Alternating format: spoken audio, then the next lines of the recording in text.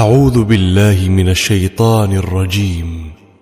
بسم الله الرحمن الرحيم. بسم الله والحمد لله والصلاة والسلام على رسول الله. Sure Enfal'nanki tefsirinin devamı. 34. ayet.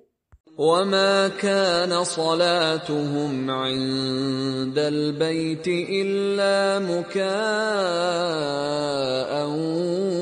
وَتَصْدِيَةً فَذُوقُوا الْعَذَابَ بِمَا كُنْتُمْ تَكْفُرُونَ. Allah Teala 33. ayette müşriklarning azobga loyiq ekanligini, ularning azobga loyiq bo'lish sabablaridan biri Masjidil Haramdan to'sish ekanligini bayon qilgan bo'lsa, 34. oyatda yana davomliq ularning jinoiy qilmishlarini pash qilib mundoq deydi. Ularning Masjidil Haramning yanidagi ibodati faqat isqirtish va chavakchilishdan iborat. Ularning bundoq qilishi musulmonlar namoz o'qigan chaqda namozlardan eziq turib o'tish uchun edi. Ular namoz o'qish, Alloh taologa yiqilishning o'rniga amaliyotda chavakchilish va isqartishdan iborat mush ishlarni qiladi. Abdullah ibn Abbas radhiyallohu anhu shunday deydi: Qurayshliklar Baytullohni chavaq chalgan, isqartgan holatda, yalang'och holatda tavob qiladi. Fazuqul azaba bima kuntum takfurun. Kafir bo'lganliklarinlar sababdan azobni tetinglar. Ya'ni kufringlar tufaylidan va qabih qilmishlaringlar tufaylidan Badr kunida asir elinish va o'ldirilishdan iborat shu azobni tetinglar. Ya'ni bu Badr kuni ular uchirgan musibatga ishoratdan iborat. إن الذين كفروا ينفقون أموالهم ليصدوا عن سبيل الله فسينفقونها ثم تكون عليهم حسرة ثم يغلبون وَالَّذِينَ كَفَرُوا إِلَى جَهَنَّمَ يُحْشَرُونَ. Şüphesiz ki kafirlar mal dünyalarını başkalarını Allah'ın yolundan to'sish uchun sarf qiladi. Ya'ni ular o'zlarining topgan mal dunyolarini kishilarni islom diniga kirishdan to'sish uchun chiqim qiladi va payg'ambar alayhissalom bilan urush qilish uchun chiqim qiladi. İmam Tabari rahmehullah shunday deydi: Quraysh kafirlari Badr kunida mag'lub bo'lib, musibat kuchirgandan keyin ular Makka qaytib mundoq deyishdi: Ey Quraysh jamoasi, Muhammad sizlarni yolg'iz qoldirdi, ya'ni ballalaringlarni, dadalaringlarni o'ldirdi, asir oldi, yaxshilaringlarni o'ldirdi va sizlar mal dunyolaringlar bilan bizga yordam beringlar, uning qarshi biz jang qilaylik. Biz bizning ichimizdagi musibat kuchirgan kishilarning o'chini ola olishimiz mumkin. Ular mal dunyalarini chiqim qiladi, andin ularga hasrat, nadomat bo'ladi. Ya'ni ular bu mal dunyalarini chiqim qiladi, andin oqibat ularga hasrat, nadomat elib keladi dunyo va oxiratda. Chunki ularning mal dunyolari ketadi, yo'qaydi, tugaydi. Ular Alloh taolaning nurini o'chirish va kufr kalimasini ustun qilishdan iborat bu tamasiga yetolmaydi. Andin ular mag'lub bo'ladi. Allah Taala bu yerda ularning oxirida yana mag'lub bo'lganligidan iborat oqibatini g'aybiy xabar bilan deb beryapti. Chunki Alloh Taala shunday dediki: "Kataballohu la aghlibanna ana va rusuli." Alloh Taala shunday bityaptiki, shunday belgilayaptiki, men va mening payg'ambarim cho'qim g'alaba qilamiz. Kafirlar jahannamga haydab kirgiziladi.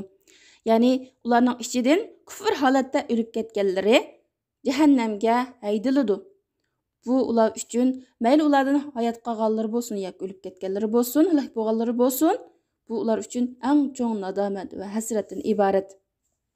لِيَمِيزَ اللَّهُ الْخَبِيثَ مِنَ الطَّيِّبِ وَيَجْعَلَ الْخَبِيثَ بَعْضَهُ عَلَى بَعْضٍ فَيَرْكُمَهُ جَمِيعًا فَيَجْعَلَهُ فِي جَهَنَّمَ أُولَئِكَ هُمُ الْخَاسِرُونَ. Allah'ın bunda qilishi habis bilan tayyibning o'rtasini ayirish uchun. Ya'ni Alloh taolo Cundu Rahman, Allah'ның qo'shinlari bilan Cundu Shayton, shaytonning qo'shinlarining o'rtasini ayirish uchun va yaxshi mo'minlar bilan eski kafirlarning o'rtasini ayirish uchun. Bu yerdagi xabis va tayyib kafir va mo'mindan iborat.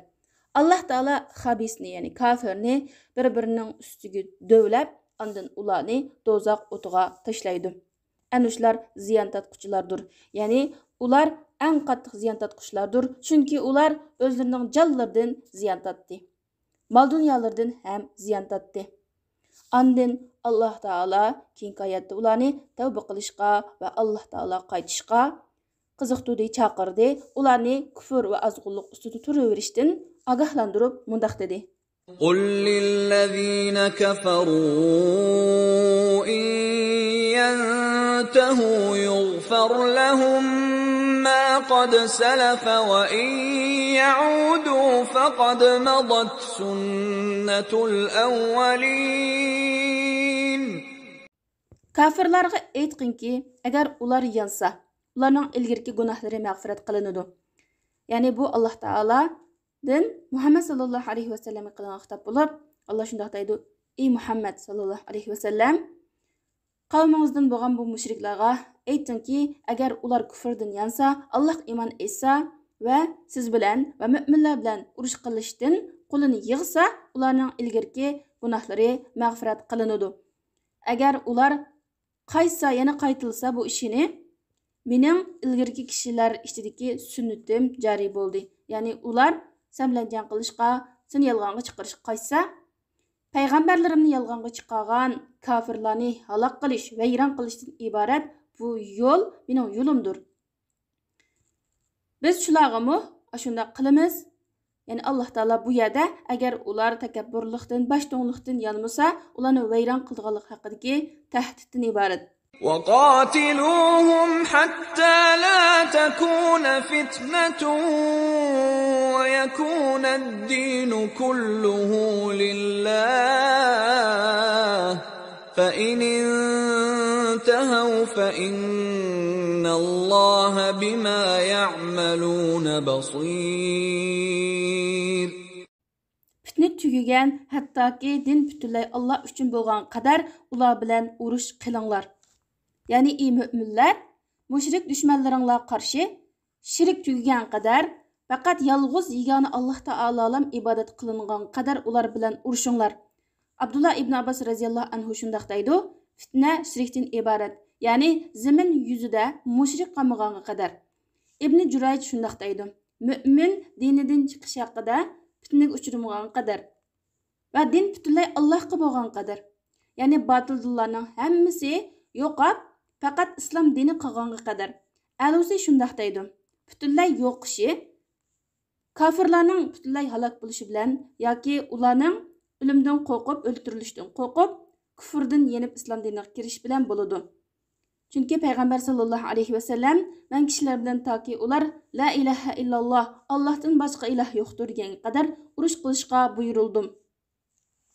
Agar ular yansa, Alloh Taala ularning qilmishlarini ko'rib turadi. Ya'ni ular musulmon bo'lsa, islom diniga kirsa, kufrdan qo'l uzib, Alloh Taala ularning qalblarini ko'rib turg'uchidir. Ularning tavba qilganligi va islomga kirganligiga Alloh Taala ajr berdi, savob berdi. Va in tawallaw fa'lamu annalloha mawlaakum ni'mal mawla va ni'man nasir.